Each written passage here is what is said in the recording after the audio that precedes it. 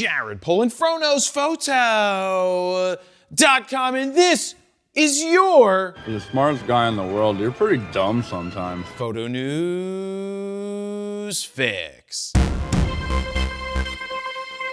First up, this fix isn't brought to you by anyone, as I want to let you know that June 1st is the 14th anniversary of the launch of FroKnowsPhoto.com. No? Yep, 14 freaking years, thousands of videos, hundreds of millions of views, and a ton of photographers helped. Thank you for your continued support, whether you've been here since 2010 or you're new here. In honor of 14 years, I'm offering a very rare discount off the Grand Slam bundle of presets, which can be found at FroKnowsPhoto.com/FroPack4.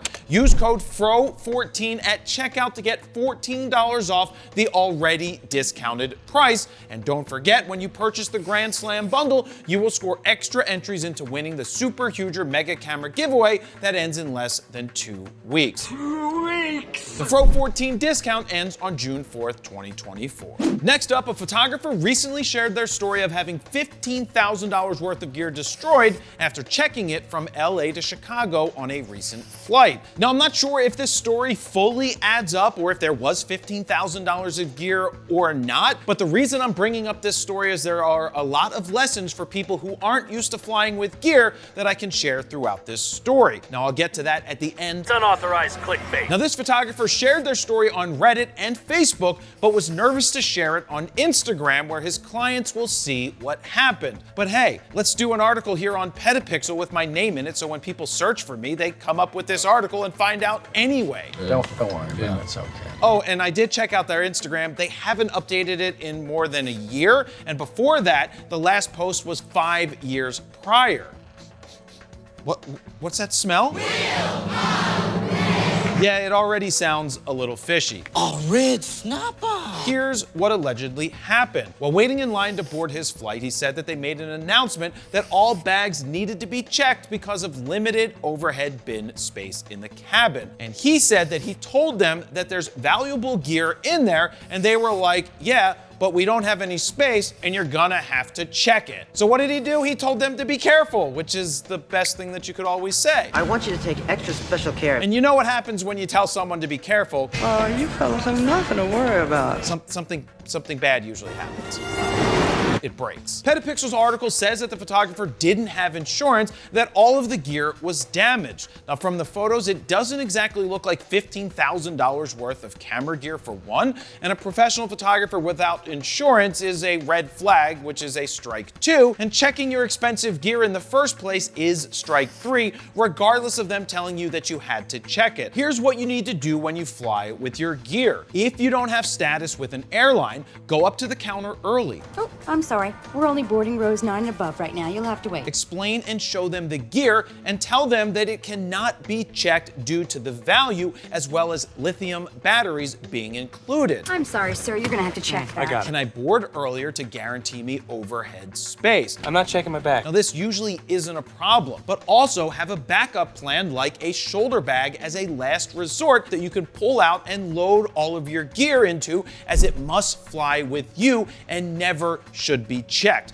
Now, the only time that I would check my gear under the plane was if it was a super small plane where there was no room on board, but you take your gear right next to the plane, it gets loaded on. When you land, they take it off and you get it right there physically. Do not check it on any large flights because it's your gear, and you should also have insurance. Duh. If they tell you that you need to check it, If you can get it from my Kung Fu grip, then you can come and have it. have them put on a tag, walk it down the jet bridge, Are you physically gonna take my bag and put it beneath the plane? remove the tag, and take it on the plane and speak to a flight attendant because they usually can help solve the problem. You suck at checking bags. And if all else fails, ask them to put you on another flight that has room because you cannot risk your gear, period, end of story. Get off of me! Even though airlines might be responsible in some ways for damage to your gear, you cannot risk it. It is your gear. You are responsible at the end of the day. Now, I want to talk a lot more about this, so what we're going to do is talk more about this on the next FroKnowsPhoto Raw Talk that comes out on Friday. So if you want to check that out, you can get it wherever podcasts are available, or head on over to FroKnowsPhoto.com/podcast. And finally, Canon Rumors has shared more purported Canon R1 specs as well as new photos. Now let's start with this photo of the back of the camera, because it kind of looks like the photographer who had this camera knew what they were doing, and someone was like, hey, let me take a picture that's really close up of this camera that's not supposed to be out yet. Anyway, the back of the camera looks pretty similar to that of the R1, with a few changes. The rate button has moved to the bottom, and where the rate button was is now an MFN3 button. Next to the land light, there's some sort of window that's new.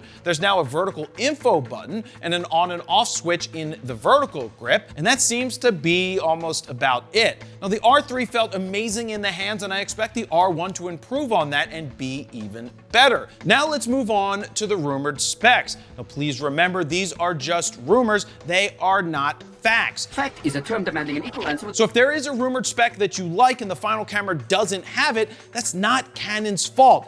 That's just a rumor. Remember that. Get on with it! All right, first things first, they claim that it will have a 24 megapixel BSI stacked sensor with a claimed readout speed of only 2 milliseconds. Quad pixel AF, intelligent AF tracking, 16-bit mechanical shutter, and 14-bit electronic shutter, which kind of doesn't make any sense. I think if anything, it won't have a mechanical shutter at all. 6K RAW at 120 frames per second, which I'm assuming is video. Dual CF Express B 4.0 slots, USB 4 port, full-size HDMI port, eye control AF2, 3-axis flip-out screen, and other minor tweaks. Now all of this is said to cost around $6,500, but that wasn't locked in just yet. It's all a rumor, and you're being silly. Now personally, I'm fine with 24 megapixels, but I know a lot of photographers who want a little more for that cropping ability. Plus, higher ISOs are much cleaner on lower megapixel sensors. Now Canon has always said that the R1 will be the flagship and be above the R3. Now there's no doubt that it's going to be a fantastic camera, but I can't stop thinking that if these rumored specs are true, that this sounds more like an R3 Mark II than a flagship R1. Now don't get me wrong, these specs would make for an amazing camera, but a flagship R1 in my mind would bring a higher megapixel, extremely fast shooting, low noise at higher ISO sensor with some other magical elements. Oh my God. Regardless, I'm excited to see what the official specs are as soon as Canon decides to drop them. And there you have it. That's your photo news fix this time around. Thank you very much for watching.